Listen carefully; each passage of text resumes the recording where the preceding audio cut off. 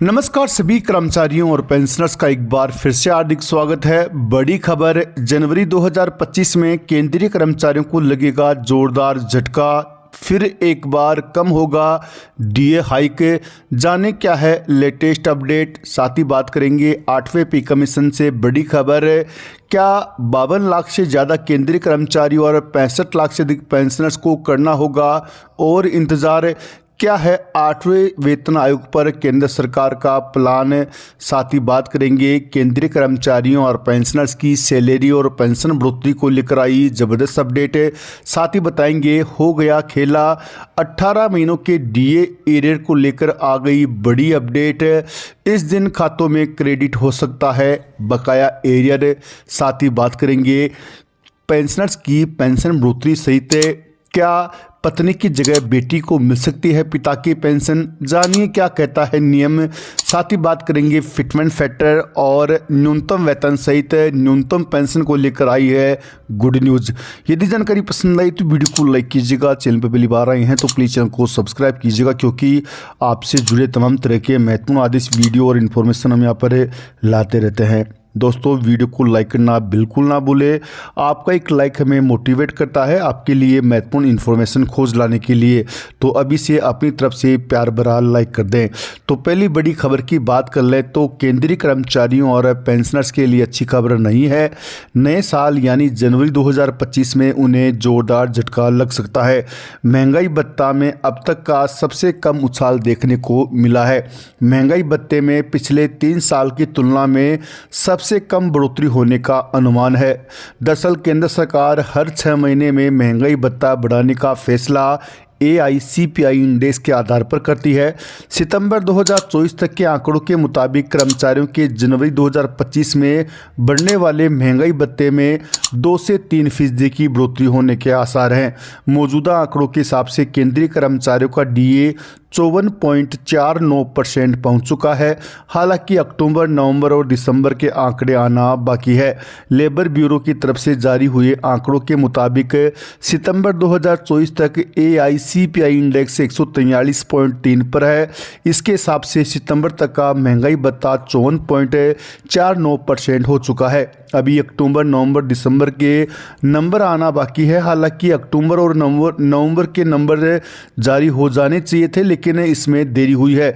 मौजूदा ट्रेंड के हिसाब से जनवरी 2025 में डीए में एक बार फिर से 3% तक की बढ़ोतरी होने का अनुमान है।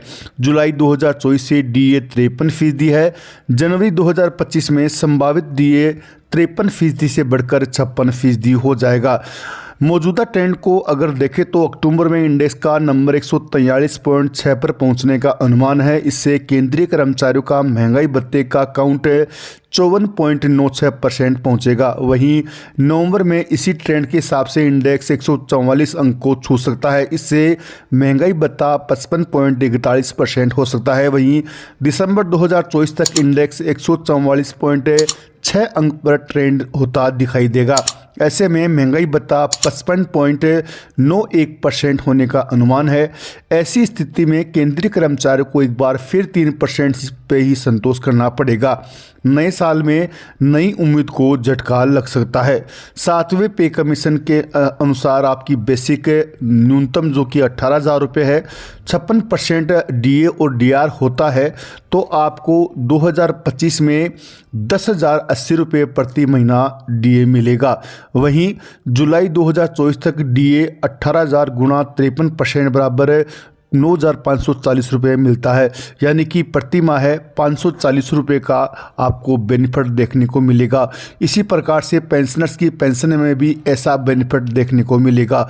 वहीं आपको जानकारी के लिए बता दें कि केंद्रीय कर्मचारी और पेंशनर्स अपनी सैलरी और पेंशन बढ़ोतरी का इंतजार कर रहे हैं, तो उस पर भी जल्द बड़ी खुशखबरी सुनने को मिल सकती है। केंद्रीय कर्मचारियों और पेंशन भोगियों की नज़रें अब प्रधानमंत्री नरेंद्र मोदी की सरकार पर टिकी हुई है।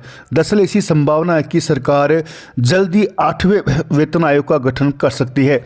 यह आयोग कर्मचारियों और पेंशन भोगियों के वेतन पेंशन में देश की वर्तमान आर्थिक स्थिति के अनुसार संशोधन की सिफारिश करेगा।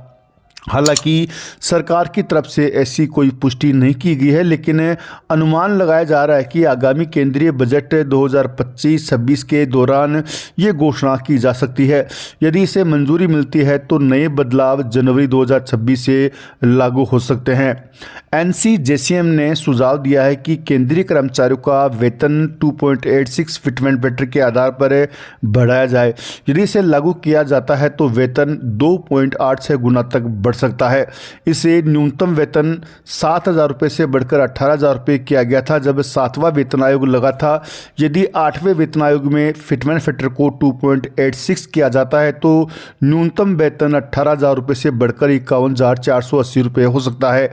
8वें वेतन आयोग के प्रस्तावित बदलाव से पेंशन भोगियों को भी बड़ा फायदा हो सकता है। वर्तमान में न्यूनतम पेंशन 9,000 रुपये है, जो कि 7वें वेतन आयोग में 2.57 फिटमेंट फैक्टर के आधार पर तय की गई थी। यदि 2.86 फिटमेंट फैक्टर लागू होता है तो न्यूनतम पेंशन 25,740 रुपये तक बढ़ सकती है। इससे रिटायर्ड कर्मचारियों की आर्थिक स्थिति में सुधार होगा, खासकर उनके सुनहरे पलों में। वेतन और पेंशन संशोधन के साथ महंगाई भत्ता और अन्य लाभ भी अपडेट कर दिए जाएंगे। महंगाई भत्ता कर्मचारियों को मुद्रास्फीति यानी महंगाई की भरपाई के लिए दिया जाता है और यह साल में 2 बार संशोधित होता है। 8वें वेतन आयोग के तहत बेसिक वेतन के हिसाब से DA और अन्य भत्तों में भी बढ़ोतरी देखने को मिलेगी।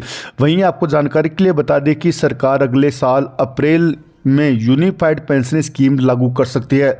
इस योजना के तहत पेंशन कर्मचारी की रिटायरमेंट से पहले के 12 महीनों की औसत वेतन के आधार पर तय की जाएगी। यह स्कीम पेंशन भोगियों के लिए एक व्यवस्थित और फायदेमंद बदलाव ला सकती है। कर्मचारी और पेंशन भोगी उम्मीद कर रहे हैं कि सरकार अगले केंद्रीय बजट में उनकी चिंताओं को शामिल करेगी। 8वें वेतन आयोग की सिफारिशें लागू होने से न केवल वित्तीय स्थिति बेहतर होगी बल्कि कर्मचारियों और पेंशन भोगियों के जीवन स्तर में भी सुधार आएगा। 8वें वेतन आयोग की घोषणा का इंतजार कर रहे केंद्रीय कर्मचारियों और पेंशन भोगियों को काफ़ी लंबे समय से इंतजार है और उनका इंतजार अब जल्द पूरा हो सकता है। यदि उनका इंतजार पूरा हुआ तो सैलरी और पेंशन में काफ़ी बदलाव देखने को मिलेगा। वेतन, पेंशन, महंगाई भत्ते और अन्य सुविधा में सुधार से कर्मचारियों और उनके परिवारों के लिए राहत भरा कदम साबित होगा। वहीं आपको जानकारी के लिए बता दें कि हर 5 साल में 5% पेंशन बढ़ोतरी को भी कैबिनेट से जल्द हरी झंडी मिल सकती है। लंबे समय से पेंशन भोगी डिमांड कर रहे हैं कि हर 5 वर्ष पर 5% पेंशन बढ़ोतरी होनी चाहिए। इसको लेकर केंद्र सरकार के द्वारा एक कमेटी गठित की गई थी। कमेटी ने अपनी रिपोर्ट केंद्र सरकार को सौंप दी थी। संसदीय स्थायी समिति की सौंपी गई रिपोर्ट को केंद्र सरकार की तरफ से हरी झंडी नहीं मिली है। यदि नरेंद्र मोदी सरकार हरी झंडी देती है तो देश भर के 68 लाख से अधिक पेंशनर्स की पेंशन में जबरदस्त बढ़ोतरी होने की उम्मीद है।